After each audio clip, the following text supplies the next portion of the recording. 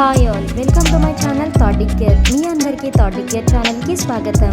ఈ ఛానల్ మీకు పురాతన దేవాలయాలు, పురాణాలు మరియు పవిత్ర గ్రంథాలు, హిందూ ఆచారాలు, పండుగలు, పర్వదినాల గురించి మరియు ఈ ఆచారాల వెనుక దాగి ఉన్న పరమార్థాన్ని తెలియజేస్తుంది.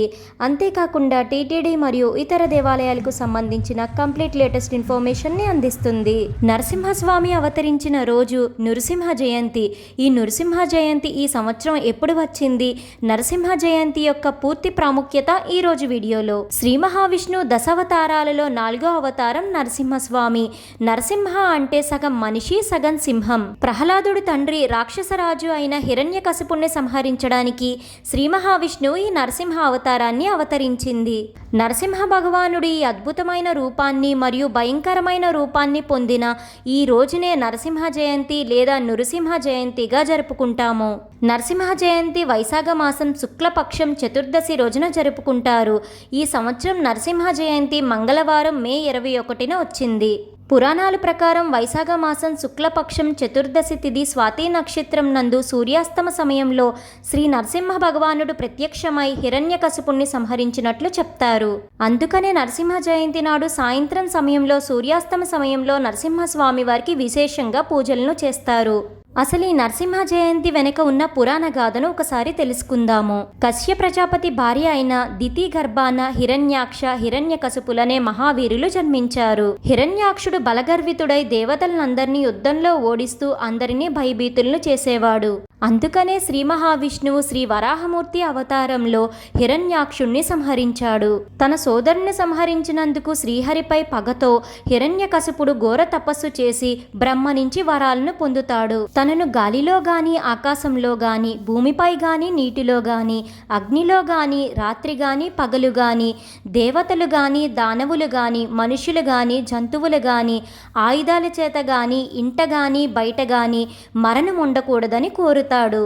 బ్రహ్మ ప్రసాదించిన వరాల వలన హిరణ్యకశిపుడు విజృంభిస్తాడు, దేవతలను జయిస్తాడు, ఇంద్రసింహాసనాన్ని ఆక్రమిస్తాడు, పంచభూతాలను నిర్బంధిస్తాడు, తపస్సు చేసుకునే ఋషుల యొక్క తపస్సుని భంగం కలిగిస్తాడు. ఇలా ఎన్నో పాపాలను చేస్తాడు. దేవతలు శ్రీ మహావిష్ణువుతో మొరపెట్టుకోవడానికి వెళతారు. దేవతల మొర ఆలకించిన శ్రీ మహావిష్ణువు దేవతలతో ఇలా అంటారు: తన కన్న కొడుకైన ప్రహ్లాదుణ్ణి తాను సంహరించాలనుకునేటప్పుడు తాను హిరణ్యకశిపుణ్ణి పట్టి వధిస్తానని, మీకు భద్రతని చేకూరుస్తానని అభయమిస్తాడు దేవతలకు. ప్రహ్లాదుడు గురించి మనందరికీ తెలిసిందే. ప్రహ్లాదుడు గొప్ప విష్ణు భక్తుడు. తనలో ఉన్న ఈ విష్ణు భక్తి తండ్రికి నచ్చేది కాదు. హిరణ్యకశిపుడు ప్రహ్లాదుణ్ణి ఎన్నోసార్లు హెచ్చరించాడు విష్ణు స్మరణని మరచమని. కానీ ప్రహ్లాదుడు వాటి వేటికి భయపడలేదు. చివరికి హిరణ్యకశిపుడే ప్రహ్లాదుణ్ణి చంపడానికి రంగంలోకి దిగాడు. అప్పుడే శ్రీ నృసింహదేవుడు భీకరంగా హిరణ్యకశిపుణ్ణి ఒడిసి పట్టి తన ఒడిలో వేసుకొని వజ్రాల లాంటి తన గోళ్లతో చీల్చి చెండాడాడు.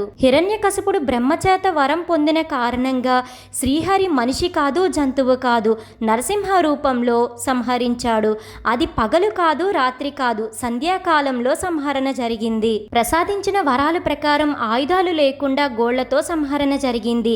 ఇంటా కాదు, బయట కాదు, గుమ్మంపై సంహరణ జరిగింది.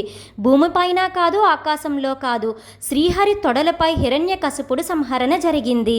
ఇలా బ్రహ్మవరం వ్యర్థం కాకుండా శ్రీహరి హిరణ్యకశిపుణ్ణి సంహరించి ప్రహ్లాదుణ్ణి రక్షించాడు. ఇది నరసింహ జయంతి వెనుక ఉన్న పురాణ గాథ. ఇప్పుడు ఈ సంవత్సరం నరసింహ జయంతి రోజున చతుర్దశి తిథి ఎప్పటి నుంచి ఎప్పటి వరకు ఉందో చూద్దాము. 2024 మే 21 చతుర్దశి తిథి సాయంత్రం 5:39 ప్రారంభమవుతుంది. మరలా చతుర్దశి తిథి మే 22 సాయంత్రం 6:47 ముగుస్తుంది. నరసింహ జయంతి సంధ్యాకాలం సాయంత్రం పూజా సమయం 4:24 నుండి 7:09 వరకు. నరసింహస్వామి వారి యొక్క ఉగ్ర రూపాన్ని శాంతింపచేయడానికి శ్రీ లక్ష్మీదేవిని కూడా పూజించాలని చెప్తారు. అంతేకాకుండా గ్రహ బాధల నుంచి విముక్తి పొందడానికి నరసింహస్వామి వారి యొక్క పూజ ఉత్తమమని చెప్తారు. నరసింహ జయంతి రోజున శ్రీ మహావిష్ణువు నరసింహ అవతారాన్ని పూజించి వ్రతాన్ని ఆచరించే సాంప్రదాయం ఉంటుంది కొంతమందికి. ఈసారి నరసింహ జయంతి రోజున ఉపవాసం విరమించే సమయం మే 22వ తేదీ బుధవారం ఉదయం సూర్యోదయం తర్వాత మధ్యాహ్నం 12:18 లోపు ఉపవాసాన్ని విరమించుకోవచ్చు. తిరుమల తిరుపతి దేవస్థానం మరియు సింహాచలం దేవస్థానం తదితర దేవాలయాలలో మే 22న నృసింహ జయంతి వేడుకలను జరుపుతున్నారు. స్వాతి నక్షత్రంలో నృసింహ జయంతి వేడుకలను జరిపించడం ఆనవాయితీగా వస్తుంది. మే 22న స్వాతి నక్షత్రం సూర్యోదయం వేళలో ఉండడం, దానితో పాటు చతుర్దశి తిథి కూడా సూర్యోదయం వేళలో ఉండడం వలన మే 22న ఈ దేవాలయాల్లో ఘనంగా నృసింహ జయంతి వేడుకలను జరుపుతున్నారు. కావున మే 21న సాయంత్రం శ్రీ నరసింహస్వామి వారి పూజ చేయడానికి వీలు కాలేని భక్తులు మే 22 ఉదయం కూడా నరసింహస్వామి వారిని పూజించవచ్చు. శ్రీ నరసింహస్వామి వారి ఆలయాన్ని దర్శించాలనుకునే భక్తులు మే 21 మరియు మే 22 తేదీలలో కూడా దర్శించుకోవచ్చు. తెలుసుకున్నారు కదండి నృసింహ జయంతికి సంబంధించిన పూర్తి విశ్లేషణను. ఈ వీడియో మీకు ఎంతగానో ఉపయోగపడుతుందని అనుకుంటున్నాను. మీ సపోర్ట్ కోసం ఈ వీడియోని లైక్ చేసి షేర్ చేయండి. ఇలాంటి మరెన్నో వీడియోస్ కోసం థాట్ డిగ్గర్ ఛానల్ని సబ్స్క్రైబ్ చేసి అక్కడే ఉన్న బెల్ ఐకాన్ని క్లిక్ చేయండి. ఓం నమో నారాయణాయ. Thank you for watching.